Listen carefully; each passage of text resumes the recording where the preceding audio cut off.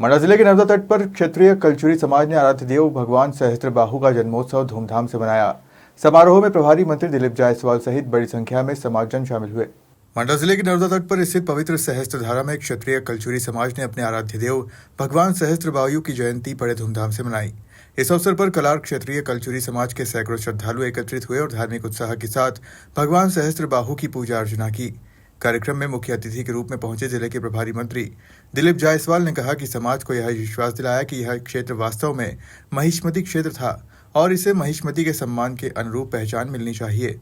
मुख्यमंत्री से आग्रह कर इस क्षेत्र को सुंदर पर्यटन स्थल के रूप में विकसित किया जाएगा। वहीं छत्तीसगढ़ के अंबिकापुर से पधारे कौंतेय जायसवाल ने मंडला के इतिहास पर प्रकाश डालते हुए कहा कि मंडला का प्राचीन नाम महिष्मती नगरी था और अब समय आ गया है कि उसे पुनः उसी नाम से पहचाना जाए। इस अवसर पर कैबिनेट मंत्री संपतिया उइके ने भी कलचुरी समाज के गौरवशाली इतिहास की सराहना की और कहा, यह भूमि महिष्मती नगरी है और हमेशा रहेगी।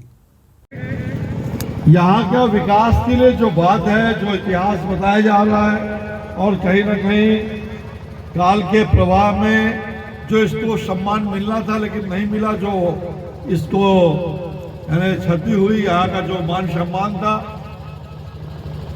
और कांते जी बड़ा अच्छा है, इतिहास इतिहास संभाला, उन्होंने काफी बड़ा बुक रखा है, वो मुझे दिया है, संपतिया जी को भी हमने दिया। बोले इसको बहुत अच्छे से हिंदी में भी इसको सबको करवा ले अनुवाद, और इसको करके हम पूरी कोशिश करेंगे, हम दोनों ही माननीय संपतिया जी और हम दोनों ही भाई बहन मिलकर के माननीय मुख्यमंत्री जी अपने डॉक्टर मोहन यादव जी उनसे कि यहाँ का जो सम्मान जो है वो पूरा मिले, इसके लिए हम दोनों लोग मिलकर कोशिश करेंगे और पूरी कोशिश करेंगे कि जैसे आपकी इच्छा है कि भगवान सहस्त्रबाहु जी का यहाँ पर एक विशाल उनकी मूर्ति स्थापित हो, इसके लिए भी मैं आपको पूरा वचन देता हूँ। हम दोनों लोग मिल करके और वहां देंगे और मुख्यमंत्री जी इसको भी स्थापित करवाएंगे। मैं मुख्यमंत्री जी बहुत ही सहायक जयंती पर कलचुरी समाज ने आज हम सबको जो यहाँ पर बुला के जो हमें गौरव प्रदान किया, उसके लिए मैं समाज के प्रति आभार व्यक्त करता हूँ। वो अपने माननीय कैबिनेट मंत्री संपतिया दीदी जी के प्रति आभार व्यक्त करता हूँ और मैं समाज बंधुओं से भी यही निवेदन किया है कि आप अपने आप को हम भगवान सहस्त्रबाहु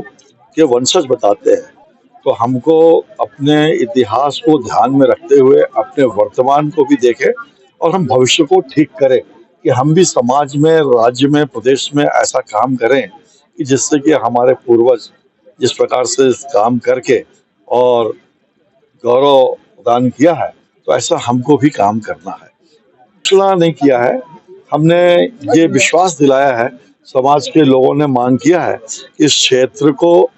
महिष्मती क्षेत्र था, उसका वो पूरा सम्मान मिले, ये महिष्मती क्षेत्र का जो होना चाहिए गौरव वो मिले। उसके लिए मैंने बात कहा कि हम माननीय मुख्यमंत्री जी से बात करके हम और हमारी बहन संपतिया जी जो कैबिनेट मंत्री, हम दोनों मिल करके बात करेंगे माननीय मुख्यमंत्री जी से कि यहाँ पर एक बढ़िया पर्यटक स्थल का एक पूरा जो सर्किट बने, अपना अमरकंटक, डिंडोरी, मंडला, कान्हा, इसको जोड़ते एक बढ़िया एक सर्किट बनाया जाए जिससे कि पर्यटक यहाँ पर आके एक ही जगह रख के पूरे तीनों चारों जगह को फिक्स करके केंद्र बिंदु मान करके यहाँ पर आए, क्योंकि जैसा अमरकंटक में माँ नर्मदा का जन्म स्थली है, वहां से माँ उद्गम हुई। फिर उसके बाद आगे हम डिंडोरी बढ़ते हैं तो शायद हिंदुस्तान का, भारत का पहला फॉसिल्स पार्क है जो वह पूरे देश में कहीं नहीं मिलेगा। उसके बाद हम ये सहस्त्रधारा देखते ही यहाँ पर, ये महिष्मती नगरी मंडला का जो ये है, जिस वक्त कान्हा हमारे पास है ही है, तो ऐसे तीन चार चीजें, तो उसको पूरा ध्यान में रख करके एक अच्छा पर्यटक के रूप में डेवलप किया जाए। ऐसा इस मामले में मेरा ज्ञान बहुत कम है क्योंकि मैं इतिहास का जानकार नहीं हूँ, लेकिन जैसा भी इतिहासकार बताएंगे उनके इतिहासकारों के साक्ष्य सबूतों के आधार पर हम लोग बात रखेंगे सरकार के। मंडला से सलीम खान की रिपोर्ट।